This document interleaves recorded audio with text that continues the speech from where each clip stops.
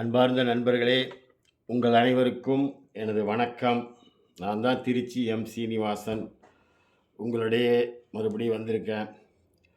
நண்பர்களே, நமது நடிகர் திலகம், ஆருயிர் அண்ணன், உலக மகாநாயகன் சிவாஜி அவர்களுடைய அற்புதங்களை ஒவ்வொரு வாரமும் நாம் பார்த்து வருகிறோம்.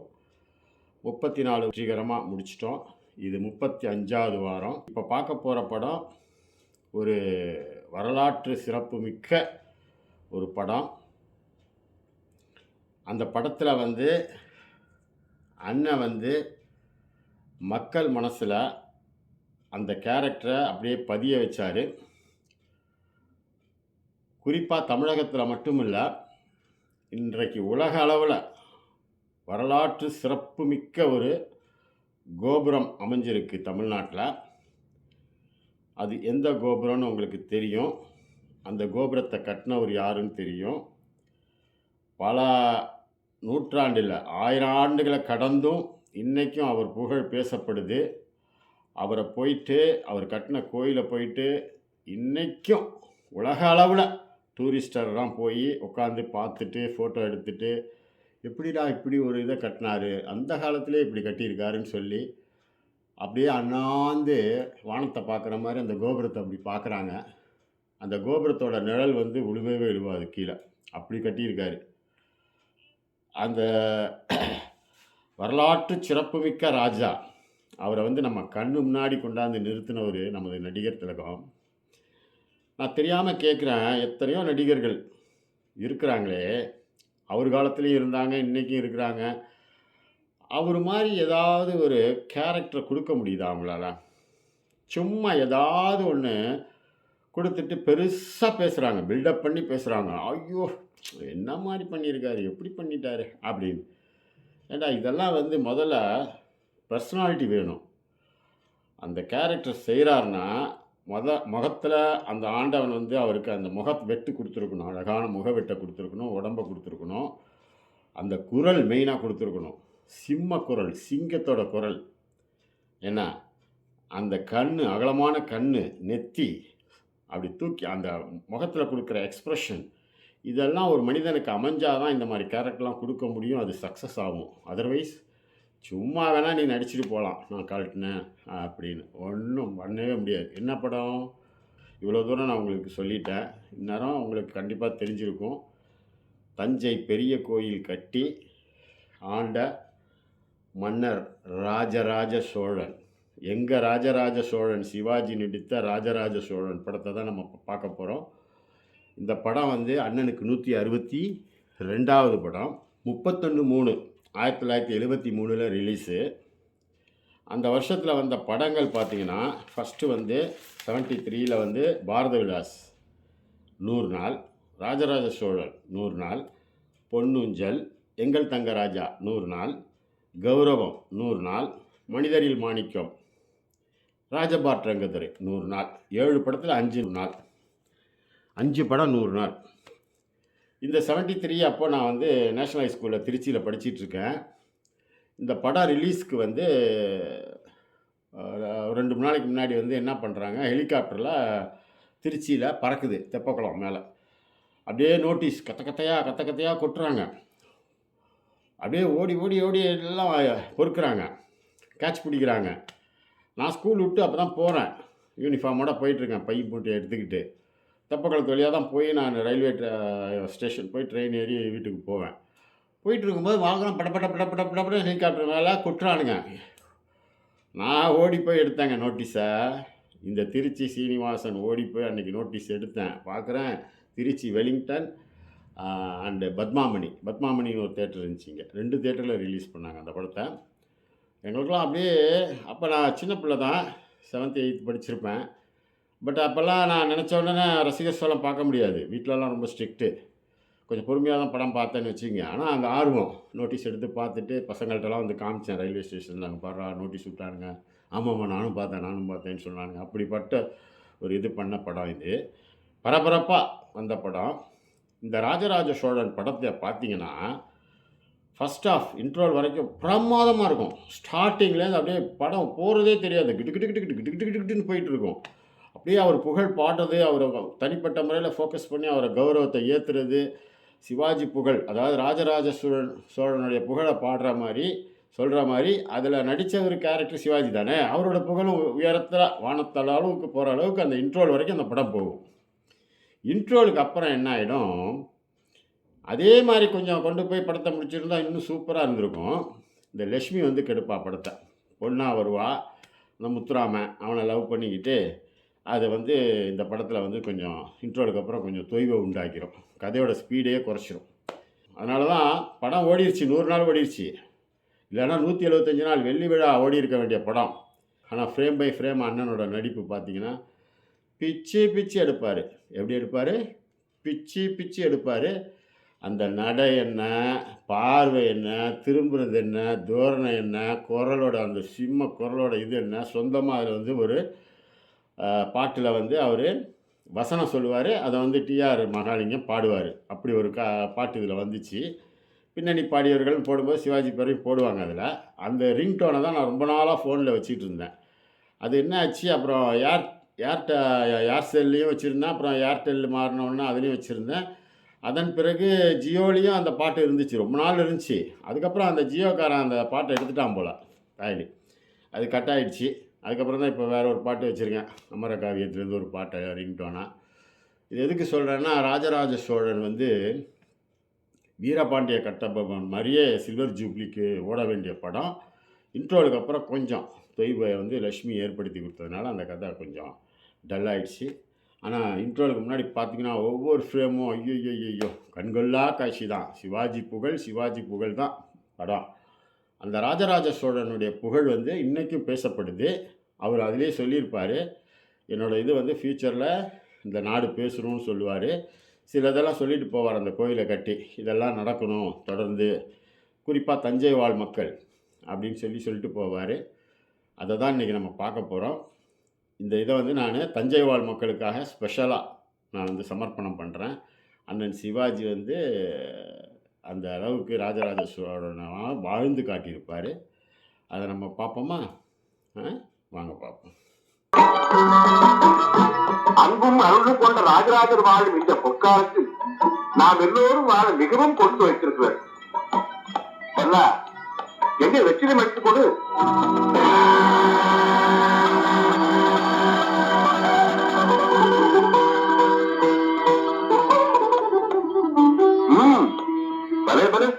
பொன்னா, நான் சிற்பத்திரையில் காட்டும் கவனத்தை விட நீ வெற்றிடம் எடுத்து தரும் கலையில் மிகவும் உயர்ந்து விட்டாய். பொன்னா, உன் வகையில் அது முற்றிலும் உண்மை.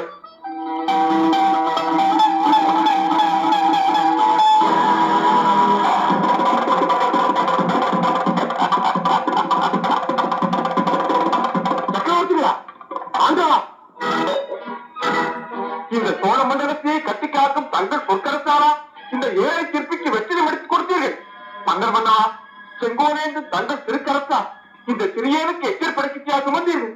மகாசக்தியாரே, ஒளியை கையில் எடுத்து உலகத்தை காக்கும் தெய்வங்களையே உருவாக்கும் உங்களுக்கு ஒரு நொடி பொழுதாவது இந்த படிக்கத்தை சுமக்கும் பாக்கியத்தை பெற்றேரே என்று மனமாற பூரிப்படைகிறேன். நாடு வாழ செங்கோர் என்றும் என்னை விட நல்ல கலைகளை வாழ்விக்கும் உங்களை போன்ற மாபெரும் கலைஞர்களுக்கு என்றென்றும் சிறந்தாழ்த்தி நன்றி செலுத்த கடமைப்பட்டிருக்கிறேன். காலப்போக்கிலே என் மகன் ராஜேந்திரன் என்னை விட திறமையாக ஆட்சி செலுத்தி பல அரிய செயல்களை செய்து காட்டிவிட்டால் வருங்கால வரலாற்று ஆசிரியர்கள் என்னை விட என் மனதை ஒரு படி அதிகமாக எழுதிவிடுவார். ஆனால் உங்களை அப்படி அல்ல. காக்கை குருவிகள் அமர்ந்து எச்சமிட்ட வெறும் கற்பாறைகள் எல்லாம் உங்கள் கரம் பட்டதும் கடவுள் சிலைகளாக காட்சி அளிக்கிறது. வருங்காலத்திலே கோடான கோடி கரங்கள் இவைகளுக்கு அஞ்சலி செலுத்தப் போகின்றன. இப்படி காலத்தையும் கடந்து நிற்பது உங்கள் கலை. ஒரு குறிப்பிட்ட காலத்துக்குள்ளே அடங்கி நிற்பது எம்போன்ற மன்னரின் நிலை. அப்படி இருக்க உங்களை தாழ்த்தி என்னை புகழ்கிறீர்களே, இது சரியா? மன்னர் மன்னா, தாங்கள் 1000 சமாதானங்கள் சொன்னாலும் அடியன் மனம் அமைதி அடையாது.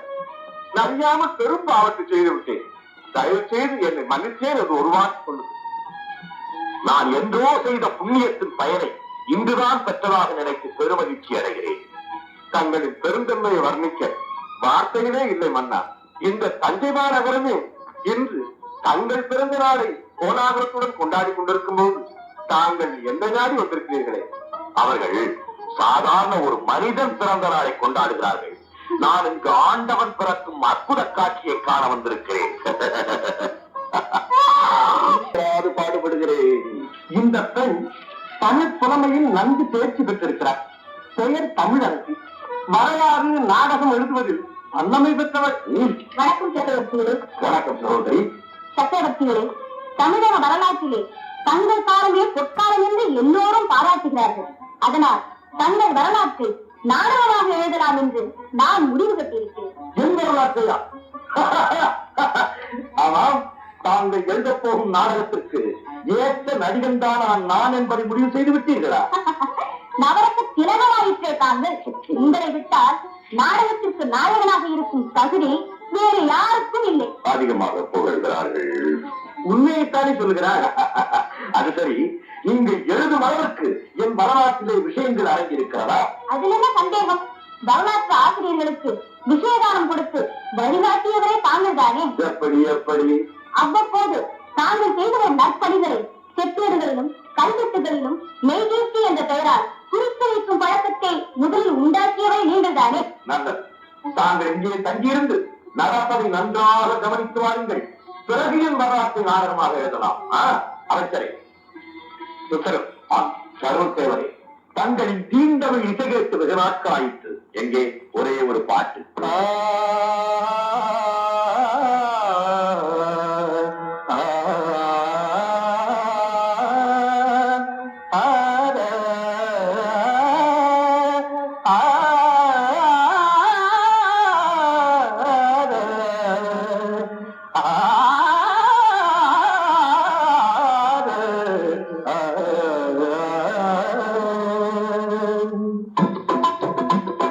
செந்தலோடு உடன் பிறந்தாள் செந்தமிழ் பெண்ணாள். தென்மதுரை கோயிலிலே சங்கம் வளர்த்தாள். தஞ்சையிலே குடிபுகுந்து மங்களம் தந்தாள்.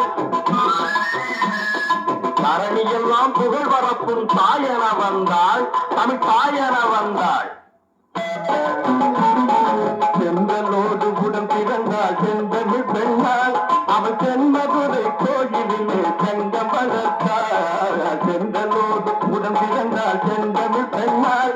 அவள் தென்மதுரை கோயிலிலே சங்கம்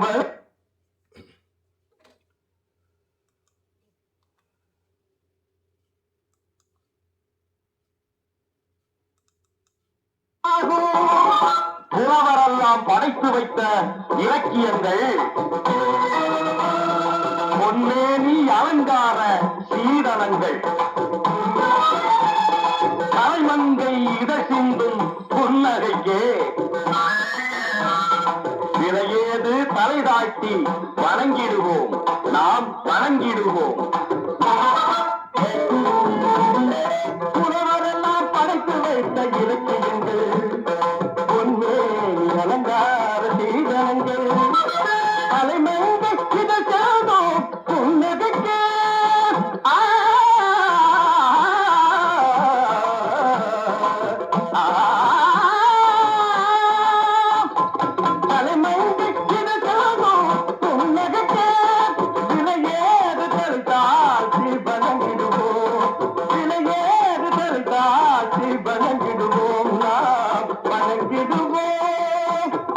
உன்னிடம் நான் அடிக்கடி சொல்லிக் கொண்டிருப்பேனே, திருநாரையூர் நம்பியாண்டார் நம்பிகள் என்று.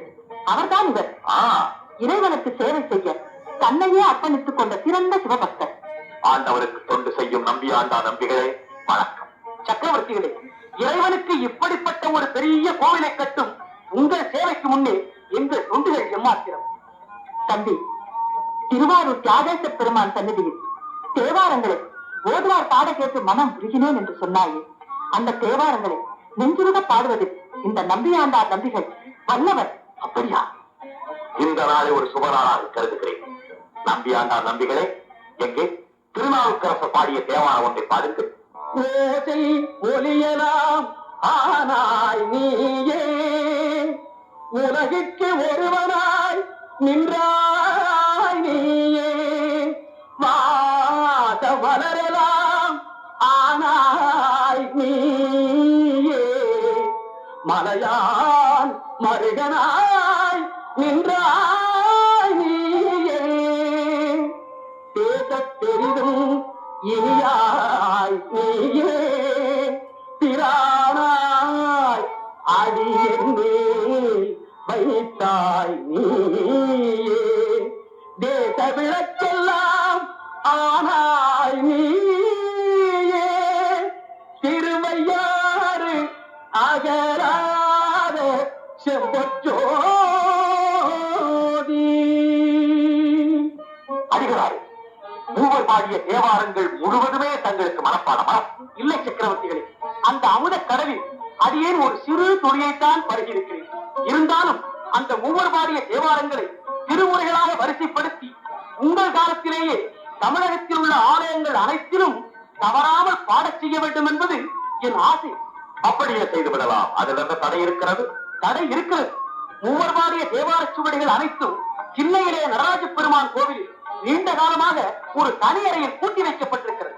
தேவாரம் பாடிய ஞானசம்பந்தர், நாவுக்கரசர், சுந்தரர் மூவருமே நேரில் சென்று சொன்னால்தான் சுவடிகளை கொடுக்க வேண்டும் என்று ஒரு சம்பிரதாயம் நிலவுகிறது. இது சிரமமில்லையே, மூவரையும் நேரில் அழைத்துச் செல்லலாமே. ராஜராஜா, என்ன விளையாடுகிறாய்? தேவாரம் பாடிய மூவரும் இறைவனடி சேர்ந்து எத்தனை காலமாகிறது? மன்னிக்க வேண்டும் அக்கையார், அவர்கள் எல்லாம் சாவரம் பெற்றவர்கள். நம்மை விட்டு நீங்கவும் இல்லை, மறையவும் இல்லை. இன்றும் நம்மோடு இருக்கிறார்கள். அமைச்சரே, நல்ல நாள் ஒன்று பார்த்து நாமும் தேவாரம் பாடிய மூவர் நேரில் வருவதாக தில்லைவாழ் மறைவருக்கு செய்தி அனுப்புங்கள்.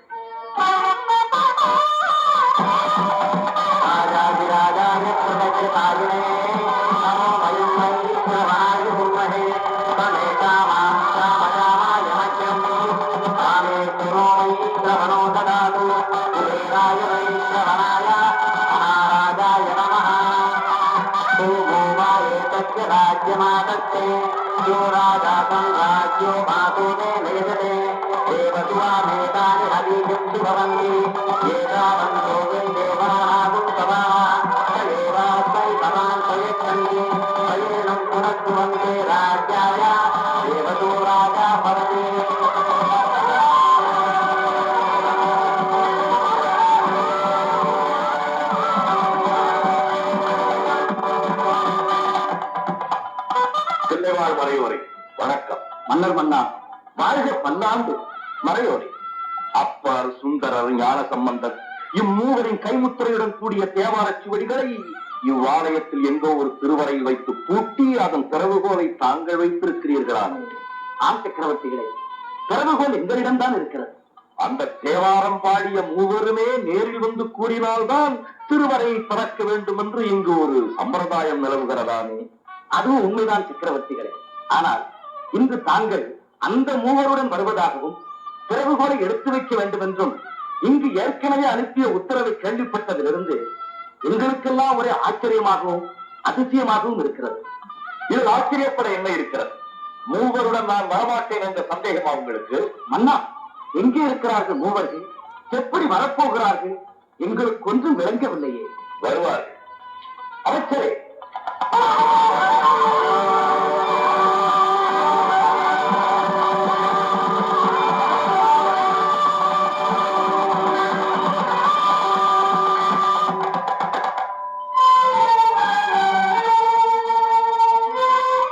நானிருந்தும் குழந்தை பருவத்திலேயே உமையவளின் ஞானப்பாலை அருந்தி எண்ணற்ற தேவாரங்களை பாடிய திருஞான சம்பந்தர்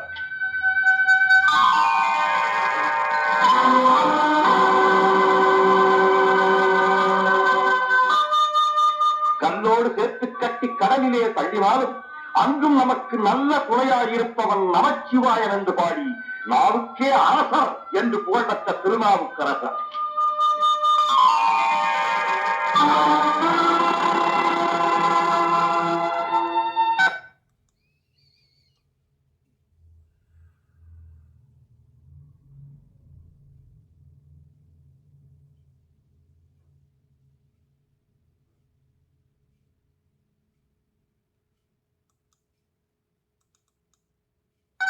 தன்னுடைய அந்தரங்க விஷயத்துக்காக ஆண்டவனையே தூது போக சொன்னவர் மறுத்தார். எங்கே சுந்தர தமிழார் தம்மை பாடாமல் விட்டு விடுவாரோ என்று பயந்து இவருக்காக இறைவனே தூது சென்றார். அப்படிப்பட்ட சுந்தரர்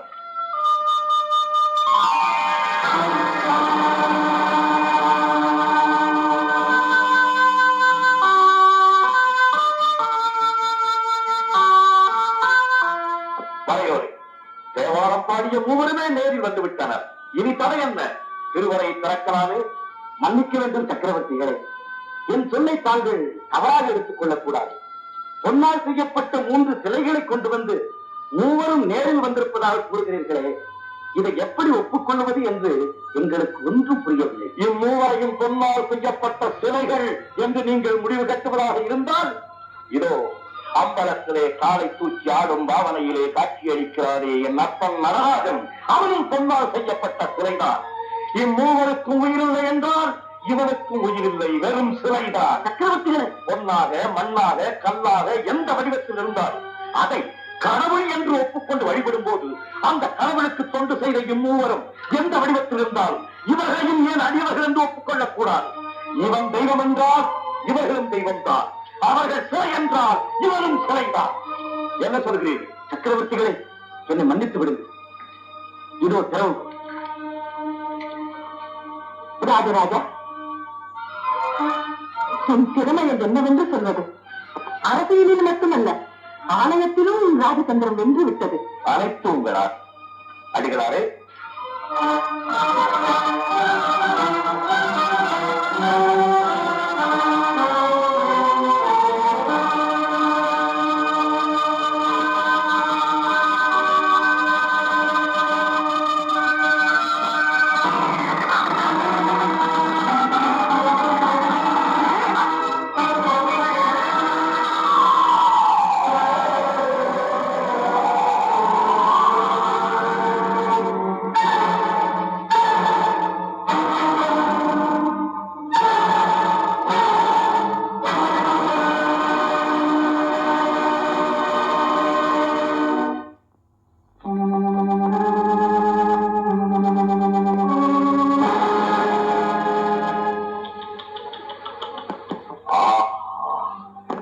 அடிகளாரே, இதென்ன சோதனை?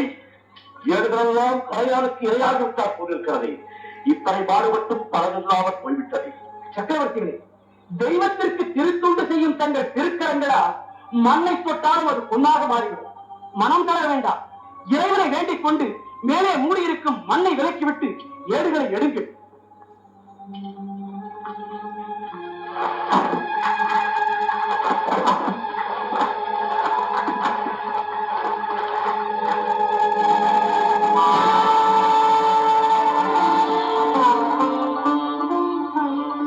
தோடுடைய செவி எந்திடை ஏறியோ தூதன் மதிசூடி, காடுடைய சுடரை பொடி பூசி என் உள்ளங்கவர்கள்வன். தமிழே, என் உயிர் தமிழே! அடிகளே, உங்கள் வார்த்தை பறித்து விட்டது. மூவர் பாடிய தேவார சுவடிகள் கிடைத்து விட்டன.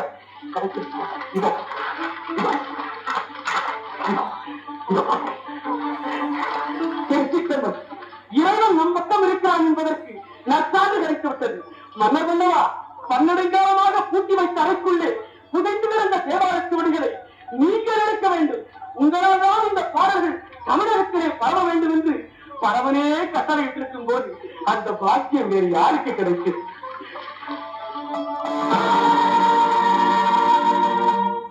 அதுகள் மகிழ்ச்சியை தந்த ஆண்டவன் மற்றொரு அதிர்ச்சியும் தந்துவிட்டார்.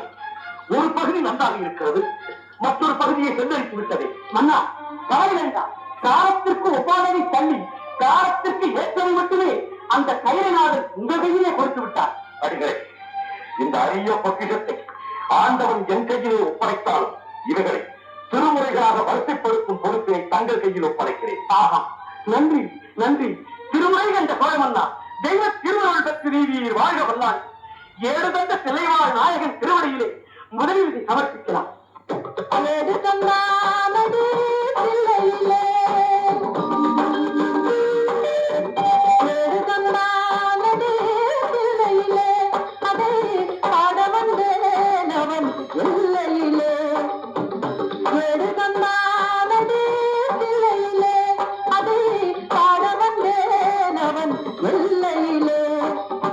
இறைவனை நாட இன்னிசை பாட கூறிடும் அறநெறி கூட எடுக்கொண்டானதே தில்லையிலே.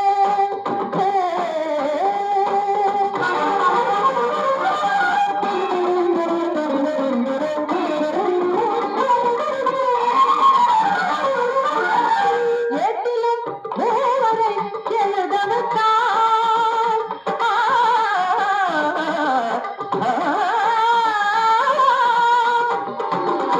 ஏட்டிலும் மூவரை எழுதவிட்டான். அந்த பாட்டையும் அவனே பாட வைத்தான். ஏட்டிலும் மூவரை எழுதவிட்டான். அந்த பாட்டையும் அவனே பாட வைத்தான். நாட்டையும் தமிழையும் வாழ வைத்தான். நாட்டையும் தமிழையும் வாழ வைத்தான். நமக்கென்று உள்ளதை வழங்கிவிட்டான். நமக்கென்று உள்ளதை வழங்கிவிட்டான். ஏடு தந்தானே தில்லையிலே.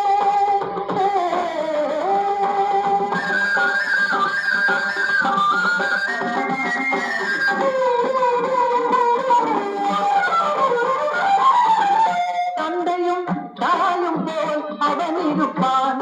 ஒரு தந்தையும் தாயும் அவனுக்கில்லை. தந்தையும் தாயும் போல் அவன் இருப்பான். ஒரு தந்தையும் தாயும் அவனுக்கில்லை.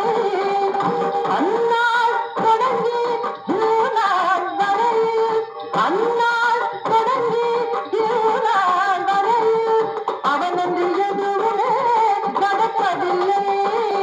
அவனன்று எதுவுமே நடப்பதில்லை. எடு தந்தானே தில்லையிலே.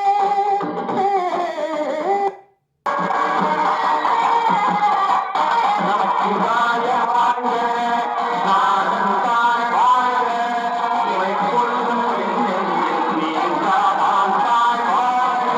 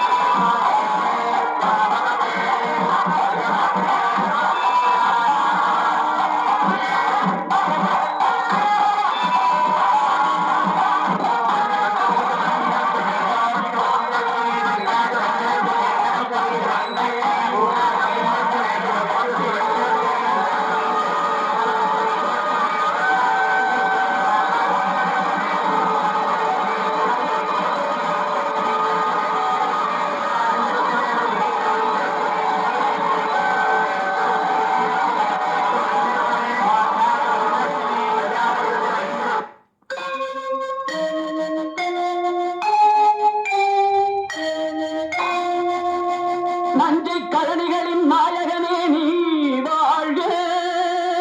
நடனமிடும் காவேரி காவலனே நீ வாழ்க. தஞ்சமென வருவோர்க்கு தஞ்சை வழங்குகின்ற தஞ்சை பெருவுடைய தலைவனே நீ வாழ்க. பெஞ்சமரில் வெற்றி கண்டு அஞ்சலிக்கும் மக்களுக்கோர் பின்னுயர் பெரிய கோயில் தந்த வீரராஜராஜ சோழனே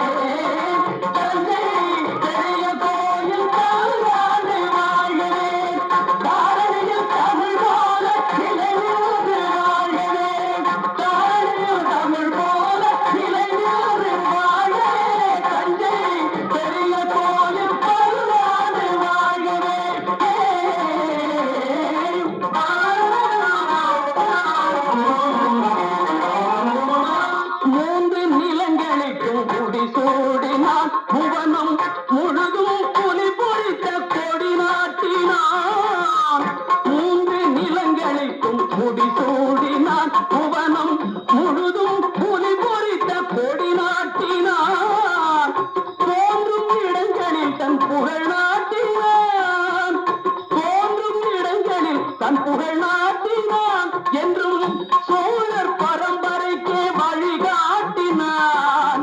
சோழர் பரம்பரைக்கு வழிகாட்டினான். சோழன் வழிகாட்டினான்.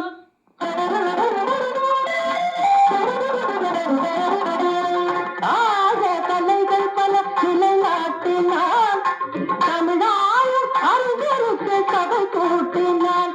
தன்னை தமிழாயும் அறிஞருக்கு சபை கூட்டினான். தேகவர் தமிழ்வாழ்வு துணை கூட்டினான். சோழ தொட்டதையெல்லாம் பொன்னாக்கினான். தொட்டதையெல்லாம் பொன்னாக்கினான். சோழ பொன்னாக்கினான்.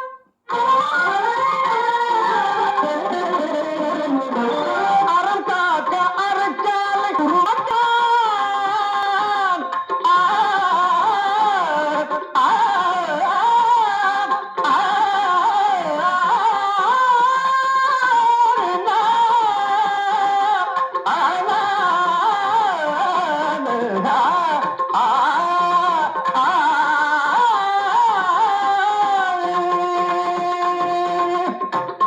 அறம் காக்க தந்தை பெரிய கோயில் பல்லாண்டு வாழ்கவே. காரணியில் தமிழ் போல நிலை நின்று வாழ்கவே. காரணியில் தமிழ் போல நிலை நின்று வாழ்கவே. தந்தை பெரிய கோயில் பல்லாண்டு வாழ்கவே.